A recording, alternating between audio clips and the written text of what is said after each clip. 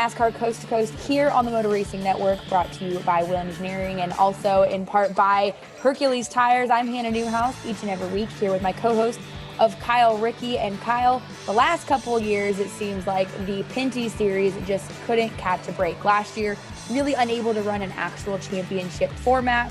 This year, everything seemed to originally be on its way to a normal season. They put out the schedule, and then it was delayed. And then it was delayed once more, and finally they were able to announce, a finalized formatted schedule for 2021. It kicked off this past weekend with double header races at Sunset Speedway. One driver sweeping both races, but not without a little controversy and a lot of action on the track. Yeah, you mentioned last year, for the most part, exhibition races. This year, they got the sunset finally, and then, of course, it rained, so even the season was delayed a couple of more hours. Into the late evening of Sunday, but it was Raphael Lessard picking up both race wins. Contact in both races while running for the lead. In race number one, he got it into contact with Pete Shepard to the inside of the racetrack, and then it was Raphael Lessard right behind him, turned him going into turn one on a restart. Looked like a racing issue, as did the second incident involving Trayton Lapsevich in race number two, running side by side late in that event, and Trayton ended up spinning in turn four. But overall, great car count, great crowd that stuck out the weather Sunset Speedway. Great to see the NASCAR Pinties back on track. Yeah, Raphael, of course, only leading 19 laps in race one, pretty much dominated race number two, but glad to see that they do have, like you said, a schedule that's pretty well concrete. They're going to run those 11 races, but they've got a couple of doubleheader weekends, which seem to have paid off for them. We often talk about doubleheader weekends with a Friday and a Saturday race. They're having these guys run 125 laps twice in a single day. So both of these events were raced on Sunday. We're going to dial up Raphael Lessard here in just a little bit to talk about both those wins and his plans for the Pinty series. Also, though, we're excited to bring on a new partner here with NASCAR Coast to Coast, also a partner to the Motor Racing Network, being Logitech G. Of course, they are in partnership with iRacing. And so each and every week, you'll be able to get a little update here on what's going on in the world of iRacing presented by Logitech. That being said, the eNASCAR Coca-Cola iRacing Series, they have 5 races left in their season. Next up is the Logitech G Challenge 100 race from the virtual Michigan International Speedway on Tuesday, August 17th. It'll be the last race for them before their playoffs begin, and that will be 4 rounds in the playoffs that start August 31st at Darlington. You can watch all of the action and the iRacing Countdown to Green at enascar.com/live. They always kick off at 8:30 p.m. and the race starts at 9 p.m. on enascar.com. So make sure, again, Tuesday, August 17th for the Logitech G Challenge 100. This iRacing update is brought to you by Logitech G. We're going to take a quick break. When we come back, we'll talk to Raphael Lessard about his Pinty's racing this past weekend. Whelen Engineering, a global leader in the emergency warning industry, designs and manufactures reliable and powerful warning lights. Whelen also produces white illumination lighting, sirens, controllers, and high-powered warning systems for automotive, aviation, and mass notification industries worldwide. Every part of every Whelen product is proudly designed and manufactured in America and is tested on-site to meet the toughest industry certifications. Whelen Engineering, a global leader in the emergency warning industry, trusted to perform since 1952. Gamers, start your engines. Meet the next generation of racing wheels. The award-winning Logitech G design is re-engineered to dial into your game physics, delivering unprecedented realism. Feel every shift, drift, and hairpin turn like never before. Our latest innovation in force feedback technology connects directly to endgame simulation engines and physics to produce higher fidelity, real-time responses. Through design, engineering, and the love of driving games, Logitech G takes racing simulation to another level. Go to logitechg.com. Welcome back to NASCAR Coast to Coast here on the Motor Racing Network. We talked about it at the beginning of the show. NASCAR Pinty Series finally able to kick off their 2021 campaign over the past weekend. Double headers at Sunset Speedway and swept by the man on our guest line right now, Raphael Lessard. First off, thanks for taking some time to hang out with us here on Coast to Coast, and congratulations on your wins. Thank you very much. I appreciate it. They were definitely exciting races, to say the least. But let's start with race number one. Qualified on the fourth one. Take me kind of through that first race. A little bit of contact into that race, but ultimately only led 19 laps that led you to the victory. Yeah, we qualified fourth, but then we had some trouble through inspection. our gas tank was a little bit too low, so we had to start 14th. And I made it. I passed one guy at a time, and it was pretty hard to pass. The guys were all stuck to the bottom, and I was trying to pass on the outside. The closest I got to the front, the less it was working. So I had to start making moves on restart and stuff like that. And I knew I had a pretty good car. I just needed to get to the front, and I was really good, especially the first 3 laps after a restart. So at the end, I told my guys, I was like, all right, we got to make it happen right after a restart, the first 3 laps after a restart, and that's what we did. The guy in front of me, both leaders, moved up the racetrack a little bit, and I had just enough room to fit on the bottom 3 wide and clear them, and that's how I took the lead. It was a pretty cool move. It was kind of a pretty exciting finish, I guess. It was an exciting finish. Was there any, I don't want to say backlash or anything, but I think it was Pete Shepard that was one of those cars that drifted up the race track, led a bunch of the race, and I think spun out there off of turn 2 on one of those restarts. Yeah, I think so. The first race, I think he was leading for most of the race, and he moved up on Andrew Ranger, and that's when I made the move off of 4 on the inside. He opened the door, and I think everybody that could have take it would have. So that's what I did, and that's how I got the lead. I think my car was very fast the first race. We made some changes for the second one, and I don't think we went the right way, and the track got looser, and we just kind of were fighting loose all race in the second race. And that actually led me into the second question. I was going to ask you, of course, the second race, you basically dominated the race, led 3/4 of it. So my question was going to be, what changes did you make? But it clearly seemed to pan out well for you, considering, you were up front. How hard did you have to fight to stay up front? Yeah, I mean, it was a pretty tough race because I couldn't, being up front, I just couldn't manage a whole lot, and I had a bunch of pressure from behind, so I just had to keep up the pace as much as I could, and without burning my right rear tire, and especially the right rear, because I was so loose at some point. I was turning right going in the corner, and I've been doing a little bit of dirt racing this year, so I think it helped me. but it was a lot of fun. Trayden Lasovich was really, really fast at the end. He got loose under me, and he spun out, unfortunately, but I'm sure he's going to win some races this year because he was very good. I didn't expect him to be that fast at the end of the race. And, I think I had to go really hard to stay up front all race. And maybe if I could have done it again, I would have saved a little bit more. But we still ended up P1, so that's all that matters. We talked earlier how this has been an odd couple of years, especially for the NASCAR Pinty Series. For the most part, exhibition races last year.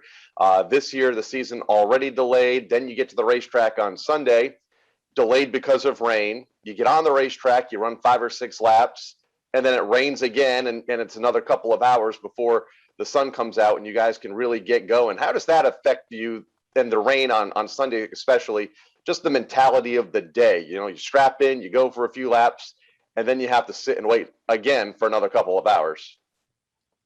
Well, I was kind of falling asleep at some point watching all that rain.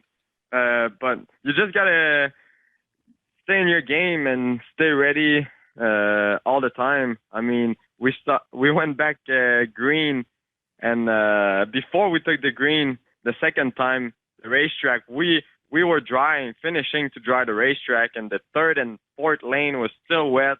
And we took the green like that, and you had to stay in your lane. But, I mean, at the racetrack, the rain is always the worst thing, unless you're on road course. But when you're on oval racing, I hate the rain. It's just so boring. It gets everything. It takes so much time then to dry, and you just hurry up and wait. We practiced in the morning, 45 minutes, and it was like, hurry up. Everybody was running around, and then we qualified, and right after that, there was nothing happening until 8 o'clock. So it was kind of boring at some point, but you just had to stay in your game. Yeah, we definitely don't care for rain as well because it usually ends up with a lot of snacking that takes place and a lot of doing nothing in between them. So I hear you on that. So obviously this was a weird circumstance in how you landed here in the Pinty's ride, subbing for Donald Teague after, he sustained injuries with his knuckles. Only scheduled to race this race though for this team. Has a win, have these wins changed the circumstances, with you being available to drive now?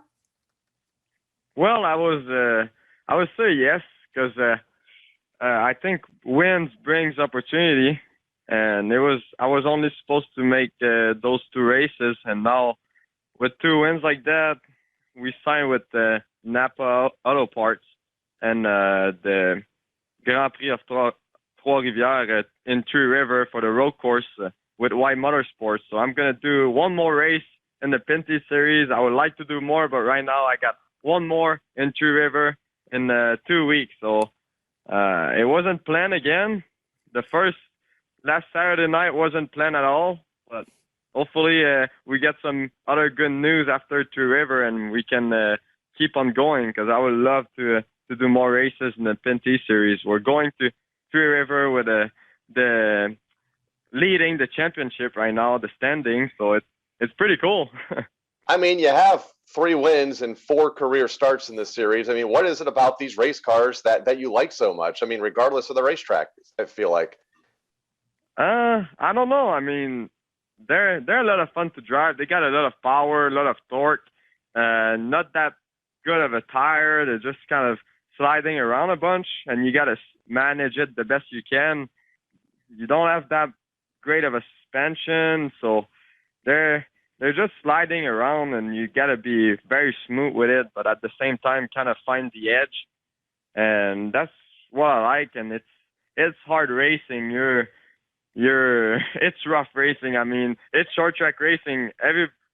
They're not scared of getting on your door, on your bumper, so you got to be aggressive, and I like that driving style. I don't know if that's why I got 3 wins so far, and three races on an oval and 3 wins. It's been pretty cool. I hope I can keep it going that way and keep the winning streak going. They always say that the Pinty series is the blue-collar NASCAR. Of course, you see some of the best and hardest racing that we get with stock cars. Well, Raphael, you mentioned, of course, now going to Three Rivers. What does the rest of 2021 kind of look for you? Are we going to see you back behind the wheel of a late model? What's your schedule look like? Yeah, I've been racing a bunch of late models for La Rue Motorsport back home in Chaudière, Montmagny, mostly in the local series there. And I've been racing a little bit of dirt this year. It's been a lot of fun on the dirt modify in Granby. And I'm racing this Friday night coming, then Saturday at Chaudière. So I'm trying to get as much seat time as I can. And the dirt racing, I've been loving it. It's been tough. It's hard because those guys are really, really good. And I don't really know what I'm doing. So I'm just learning and trying to get better at it.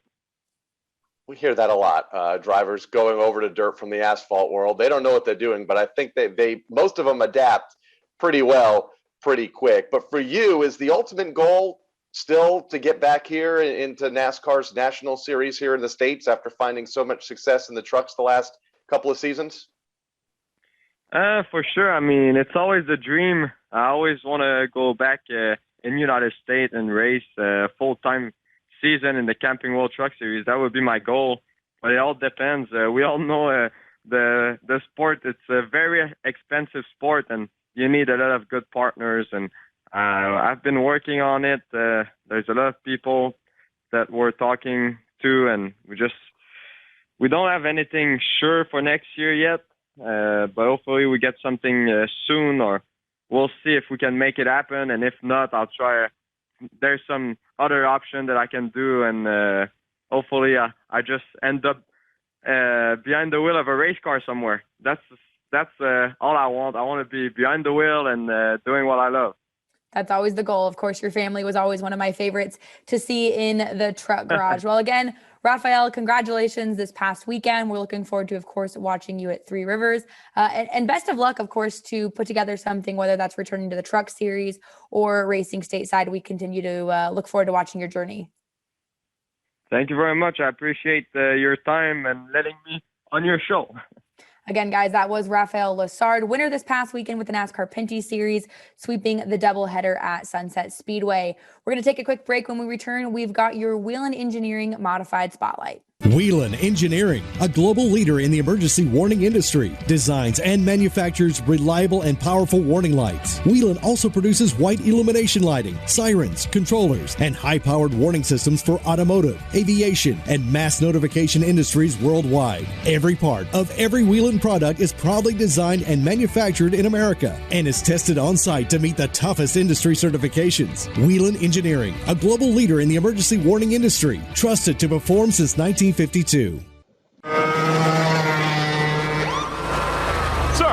are you aware you were going 40 miles an hour? This is a residential area. Sure, but I'm on my lawnmower? Wait, am I getting a ticket? No, I've just never seen anyone top 9 miles an hour on one of those bad boys. And mow their entire lawn in 30 seconds? What got into you? Well, it did fuel up at Sunoco this morning. At Sunoco, we know how to fuel peak performance. We've been doing it for American racing for over 50 years. Fuel your best. Want to experience racing in its purest form? Do you yearn to return to where NASCAR came from? Watch high-banked, full-throttle super late model racing on Flow Racing, September 8th through the 11th. It's the crown jewel of dirt late models at Eldora Speedway with the World 100. This is grassroots racing at its finest. See who will win the Globe by subscribing today. Go to flowracing.com/world. That's flowracing.com/world. This week's NASCAR Whelen Engineering Spotlight will focus on the first half of the 2021 NASCAR Whelen Modified Tour season. With last Saturday night's New Way Auto Parts 150 at New York International Raceway Park in Lancaster, New York, the tour officially moves into the second half of its 14-race schedule. 6 drivers have visited Victory Lane thus far, 2 of them twice. Doug Coby became the first repeat winner of the season at Riverhead Raceway back in June, while Patrick Emmerling claimed his second checkered flag last Saturday night in Lancaster, 3 months after winning the Spring Sizzler at the Stafford Motor Speedway in dramatic fashion, passing 4 cars on the final green flag lap as rain hit the speedway. Eric Goodale opened the season with the win in the Tour's return trip to the Martinsville Speedway in Virginia, while defending champion Justin Bonsignor has captured his only checkered flag thus far at the Jennerstown Speedway in Pennsylvania.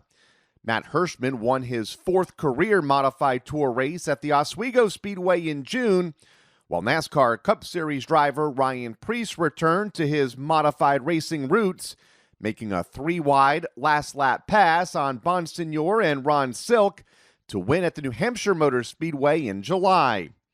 As for last Saturday night's race in Lancaster, New York, it came down to the final corner of the final lap, as Bonsignor made a run on eventual race winner Patrick Emmerling in the outside lane, but fell just a few feet short.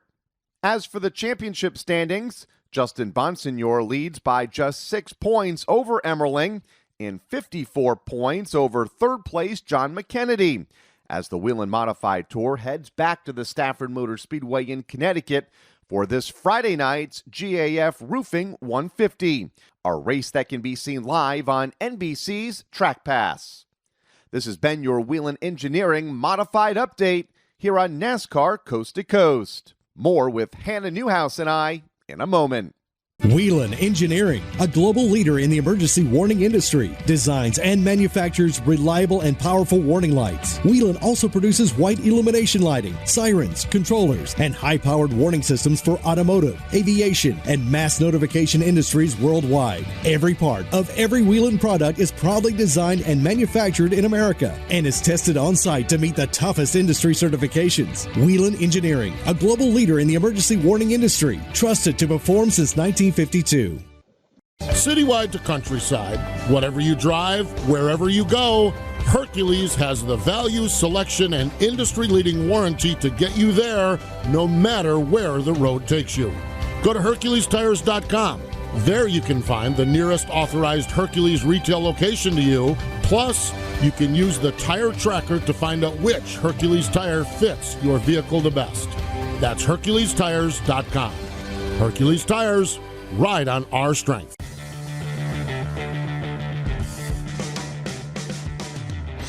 Busy weekend for NASCAR's international and regional touring series, including the ARCA West Series. They headed out to Colorado National Speedway, where they battled Mother Nature for most of the evening. That race time actually pushed up an hour so that they could get that race in. You could have tuned in on Track Pass, also on NBCSN. Joey East getting his first ARCA victory for Mike Nake Racing. Jesse Love came home in second over Jake Drew. I think that kind of sounds like a boy band, Kyle. You've got Joey, Jesse, and Jake in your top three at Colorado. Points right now as they stand, Jesse Love currently still leads the points. Cole Moore now only sits 2 points behind him. Todd Souza is 4 points behind them. They got a little under a month off. They'll head to the Irwindale Speedway on August 21st. Also, ARCA at Winchester. Guess the headlines. The headlines, once again, Corey Heim and Ty Gibbs. And we can talk about that controversial contact made in the Calypso Lemonade 200. Gibbs would get the win over Greg Van Alst and Corey Heim. Heim led 175 of those laps, though, Kyle. These two just cannot seem to get away from each other. Yeah, they find each other week in and week out. They found each other again on Saturday night. Corey Heim leading, Ty Gibbs in second.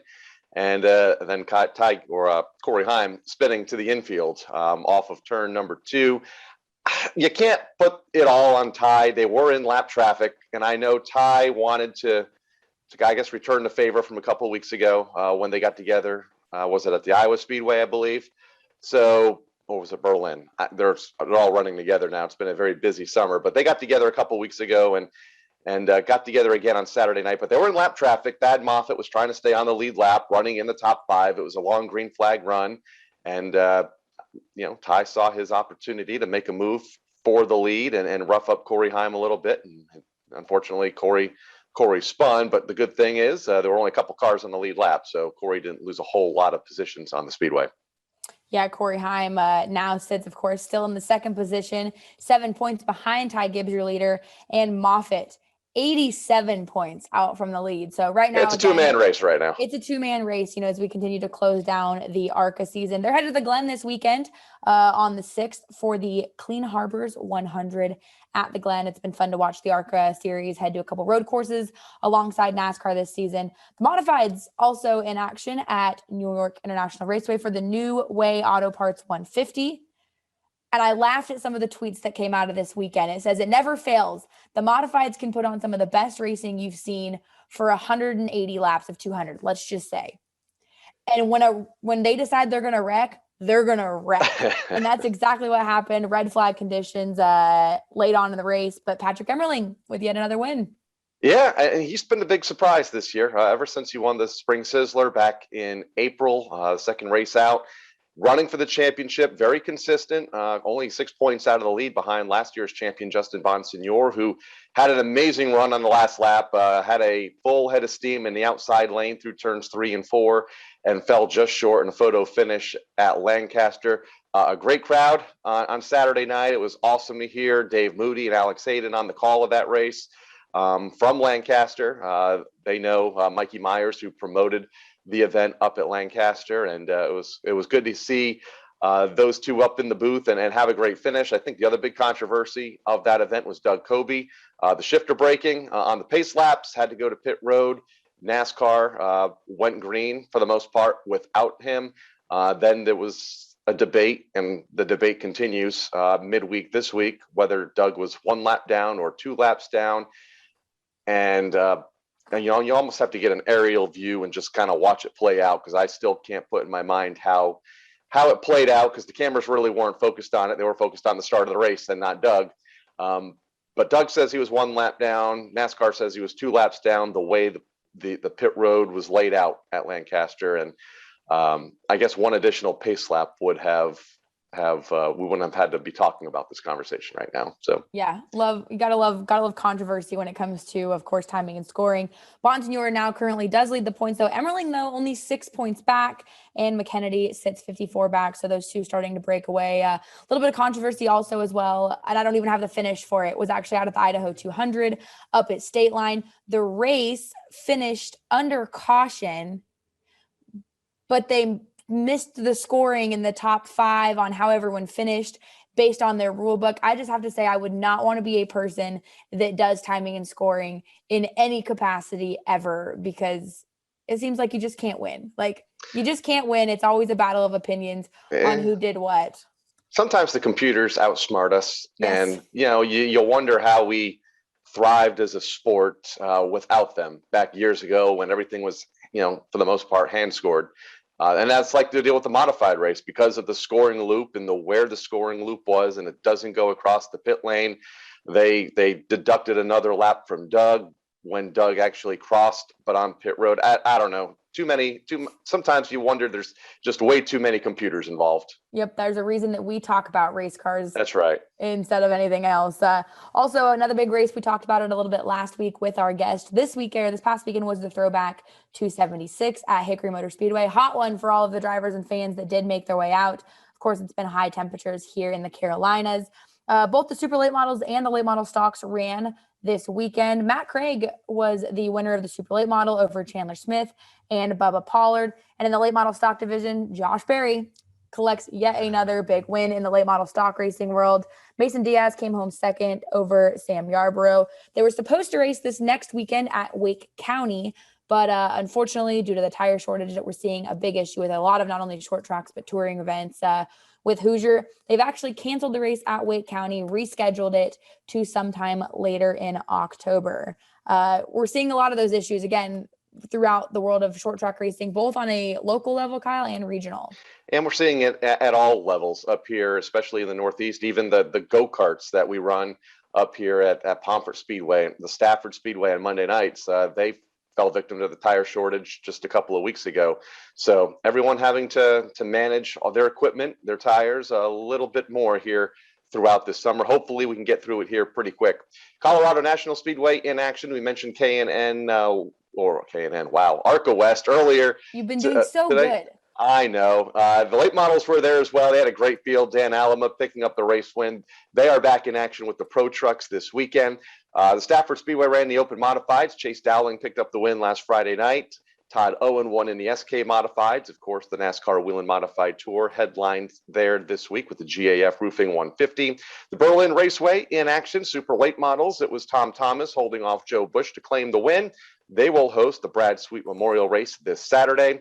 The Seekonk Speedway here in Massachusetts, they were quiet this past weekend, but they are back with a NASCAR program this coming Saturday night for all of their divisions. And then the next day, one of my favorites, monster trucks, are at the Seekonk Speedway this weekend. The Monadnock Speedway also going to host the 100-lapper for the Sportsman Modifieds this coming weekend after they were off last weekend as well. And Bowman Gray in action last weekend. They held twin features. John Holloman and Chris Fleming picked up the win for the Modifieds. They will run a 100-lap event this Saturday night. Just 3 Saturday nights remain at the stadium. And where will you be this weekend, Kyle? I'll be at Stafford Speedway on Friday night for the Modifieds, and then some options on Saturday. We'll see, and then some monster trucks potentially on Sunday.